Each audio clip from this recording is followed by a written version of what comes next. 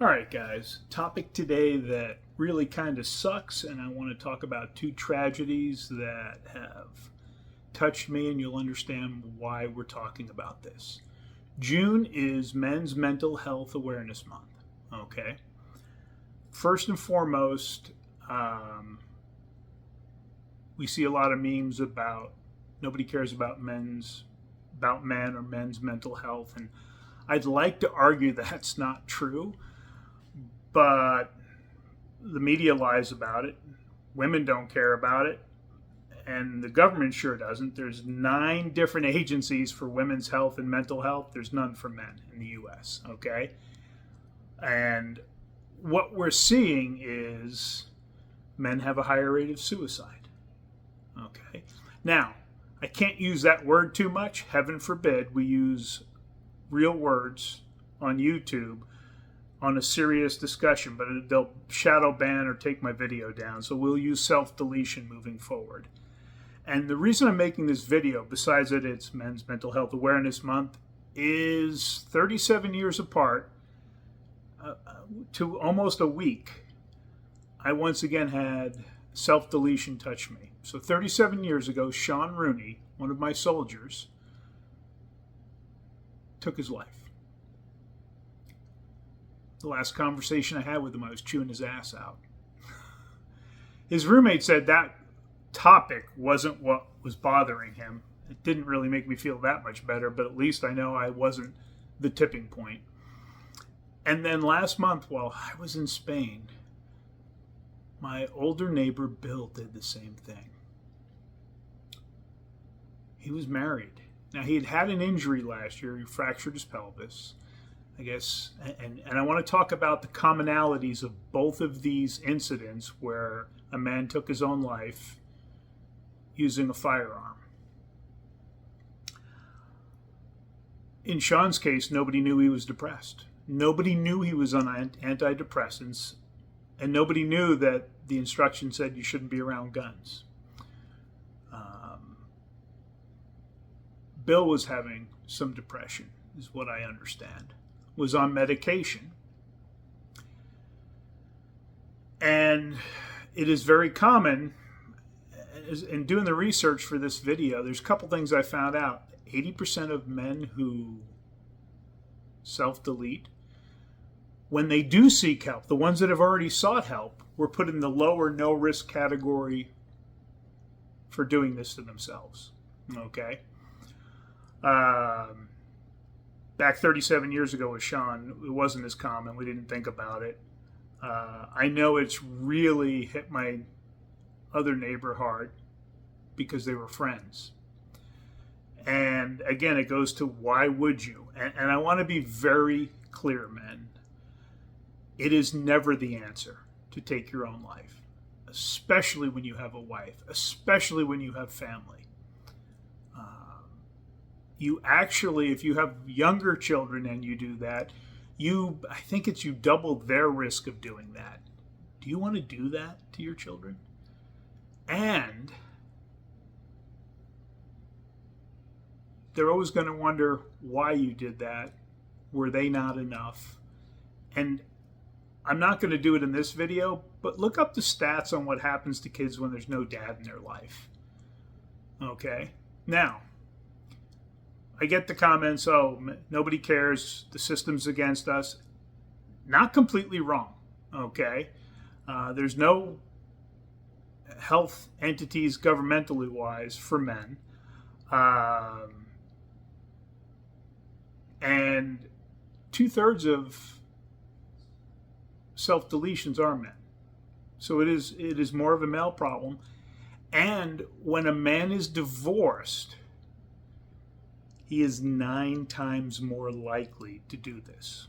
Now, again, this is 100% because of losing custody, because of the family court system, which is so biased against men and fuck them over that they don't feel like they can get out. But I'm here to tell you, brother, if you feel like that, it's a season, not a life sentence. And your kids need you. They need you here. They need your presence. Okay? Um, but that 9 times more likely, some estimates are as many as 10 a day. And in the men's communities, we see a lot of people discussing this, a lot of men saying they're thinking about this. Actually, in some ways, that's a positive thing because other people reach out. The problem is, most men say nothing. Most men have been isolating themselves instead of staying connected with their friends group or growing their friends group. And this is huge. Social isolation is a huge problem for men. You've got to, one study said you need to spend time with your buddies twice a week. And, I play golf weekly with my son and my friend, Mike.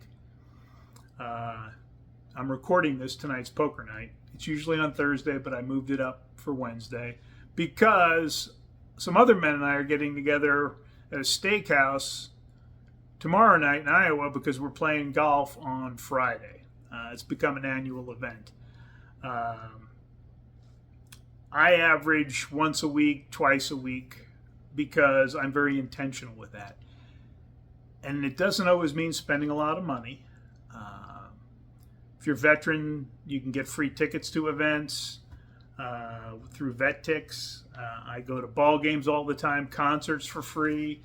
We do things with other couples, but also I will focus my energy on spending time with other men. The custody loss for divorced dads is devastating because, again, it should just be an automatic 50-50, but that's not how it works in every state. That's something that needs to be done. So, a couple of things I want you to do. So both of these men were on antidepressants, okay? And ironically, every school shooter I think that they've analyzed has been on antidepressants. Do we see a trend here? So if you are depressed, a couple of things. Do all the other things outside of medication to aid yourself. Exercise, eating healthy, sleep, those things. There's no shame in getting help and getting some medication, but you need to look at your access to your firearms, okay? If you're having some of these dark thoughts, have your wife change the combination to the gun safe, okay? Have your friend hold your guns. Don't get the government involved. Use friends and family, okay? Take away the instrument of convenience because men are very efficient at this compared to women. And that's not a good thing. And talk to somebody. And if you are going to counseling and you're seeing a therapist and you're not clicking with them, because 80% of therapists are women, keep in mind that 80% of them suck. Many of them suck with male clients because they don't know how to relate to men and they try to provide therapy and treat them just like women. This is part of the problem. So find a male therapist, find an effective female therapist. But if you're not clicking at all with the therapist, do not hesitate to look for a new one that has a clue how to actually help men, okay? Don't be ashamed of this. Get help. Make sure you stay connected with your buddies, okay? I'm telling you, your presence in this world is more important than you realize to your friends, to your family, and to your children. If you have kids, adult or young, don't do this to them, okay? It will get better. Don't be afraid to seek help. Don't be afraid to seek out support from your buddies. And understand, this is not a life sentence of depression or sadness. It's a season. And there's resources out there to help you. All right? If you are looking for community, reach out. My contact information is down below. We have Your Men's Group.